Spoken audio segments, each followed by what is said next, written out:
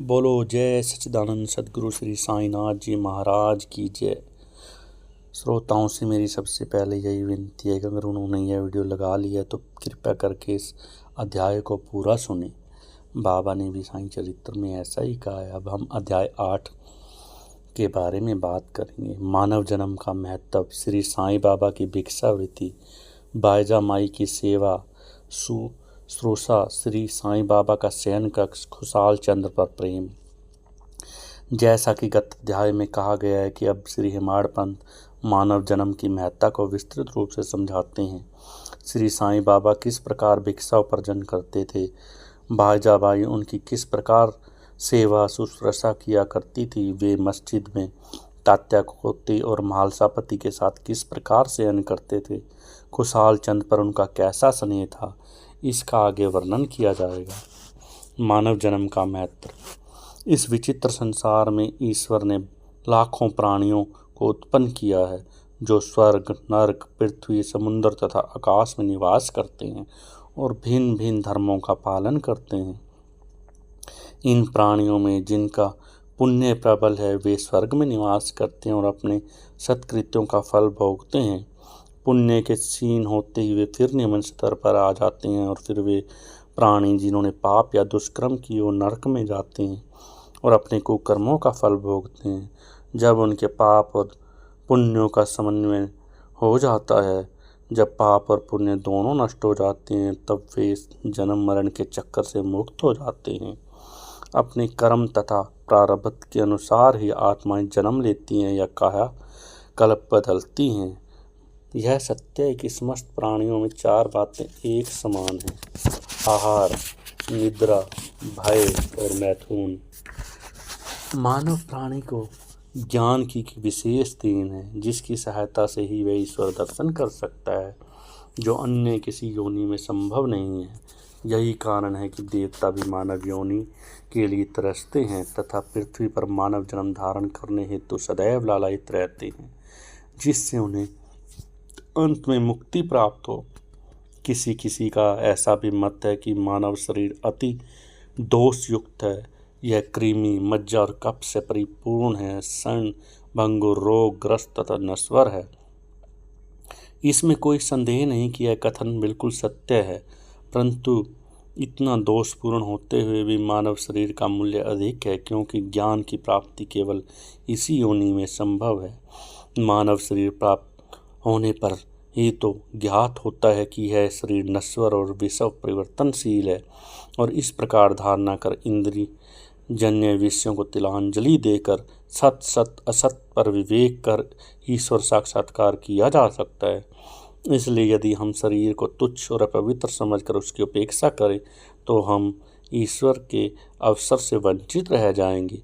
यदि हम उसे मूल्यवान समझकर उससे मोह करेंगे तो हम इंद्रियां सुखों की ओर प्रवृत्त हो जाएंगे, तब हमारा पतन निश्चित ही है। इसलिए उचित मार्ग जिसका अविलंबन नहीं करना चाहिए यह है कि ना ही देह की उपेक्षा करो, ना ही उससे प्रेम करो। केवल इतना ही ध्यान रहे कि घुड़सवार का अपनी यात्रा में अपने घोड़े पर तब तक ही मोह रहता है जब तक वह अपने स्थान पर लौट कर पहुँच ना जाए। इसलिए ईश्वर दर्शन या आत्म साक्षात्कार के निमित्त शरीर को सदा ही लगाए रखना चाहिए, जो जीवन का मुख्य ध्येय है। ऐसे कहा जाता है कि अनेक प्राणियों की उत्पत्ति करने के पश्चात भी ईश्वर को संतोष नहीं हुआ। कारण यह कि कोई भी प्राणी उसके अलौकिक रचना और सृष्टि को समझने में असमर्थ था और कोई भी इसमें समझने में समर्थ नहीं हो सका। इसी कारण उन्हें एक विशेष प्राणी अर्थात मानव जाति की उत्पत्ति की और उसे ज्ञान की विशेष सुविधा प्रदान की। जब ईश्वर ने देखा कि उसकी लीला अद्भुत रचनाओं तथा ज्ञान को समझने के योग्य है, तब उन्हें अति हर्ष और संतोष प्राप्त हुआ। इसलिए मानव जीवन प्राप्त होने बड़े सौभाग्य की बात है। उच्च ब्राह्मण कुल में जन्म लेना तो परम सौभाग्य के लक्षण है, परंतु साईं चरणों में प्रति और उनकी शरणागति प्राप्त होना यह ब्राह्मण कुल में जन्म लेने से भी अधिक सौभाग्य और अति श्रेष्ठ है। मानव का प्रयत्न। इस संसार में मानव जन्म अति दुर्लभ है। हर मनुष्य की मृत्यु तो निश्चित ही है, यह किसी भी क्षण आ सकती है। ऐसी ही धारणा कर हमें अपने ध्येय की प्राप्ति हेतु सदैव प्रयत्न करते रहना चाहिए। जिस प्रकार खोए हुए राजकुमार की खोज में राजा प्रत्येक संभव उपाय प्रयोग में लाता है, उसी प्रकार किंचित मात्र भी देर ना करके हमें अपने अभीष्ट की सिद्धि हेतु शीघ्रता करना ही सर्वथा उचित है। अतः पूर्ण लगन और उत्सुकता पूर्वक अपने ध्येय, आलस्य और निद्रा को त्याग कर हमें ईश्वर का सर्वथा ध्यान रखना चाहिए।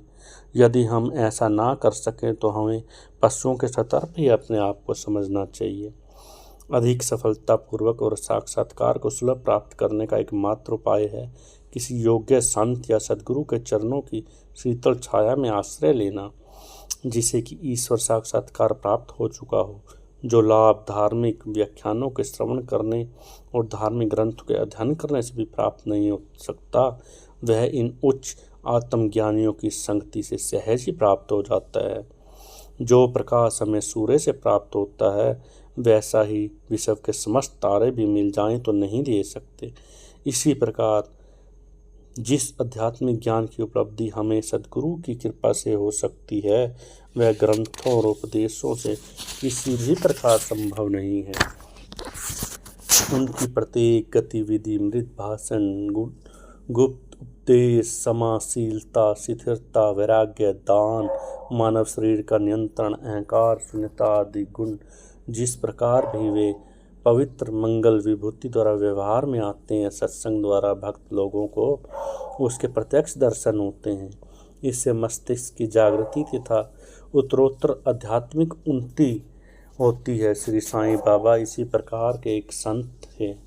यद्यपि वे बाह्य रूप से एक फकीर का अभिनय करते थे, परंतु वे सदैव आत्मलीन रहते थे। वे समस्त प्राणियों से प्रेम करते और उनमें भगवत दर्शन किया करते थे।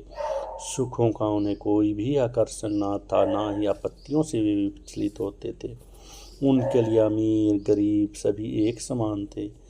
जिनकी केवल कृपा दृष्टि से ही भिखारी राजा महाराजा बन जाता है, वे शिरडी के द्वार पर घूमकर भिक्षा मांगा करते थे। वे इस प्रकार कार्य करते थे। शिरडी वासियों के भाग्य की कल्पना कौन कर सकता है, जिनके द्वार पर स्वयं प्रभु भिक्षक के रूप में खड़े होकर पुकारते हैं, ओ माई, ओ माई, एक रोटी का टुकड़ा मिलेगा। और उसे प्राप्त करने के लिए वह हाथ फैलाते थे। एक हाथ में वह सदा टमरेल लिए रहते थे, दूसरे में एक झोली। कुछ घरों में तो वे प्रतिदिन ही जाते थे और किसी किसी घर के द्वार पर केवल फेरी ही लगाते थे। वे साग, दूध, छाछ आदि पदार्थ तो 3 पाट में ले लेते, भात व रोटी आदि सूखी वस्तुएं झोली में डाल देते थे। बाबा की जीवा को कोई स्वाद में रुचि ना थी, क्योंकि उसे तो उन्होंने अपने वश में कर लिया था। इसलिए वे भिन्न भिन्न वस्तुओं के स्वाद की चिंता क्यों करते। जो कुछ भी भिक्षा में मिल जाता, उसे ही वे मिश्रित एवं संतोषपूर्वक ग्रहण करते थे। अमुक पदार्थ स्वादिष्ट है या नहीं, बाबा ने कभी इस ओर ध्यान ही नहीं दिया। मानो उनकी जीवा में स्वाद बोध ही ना हो।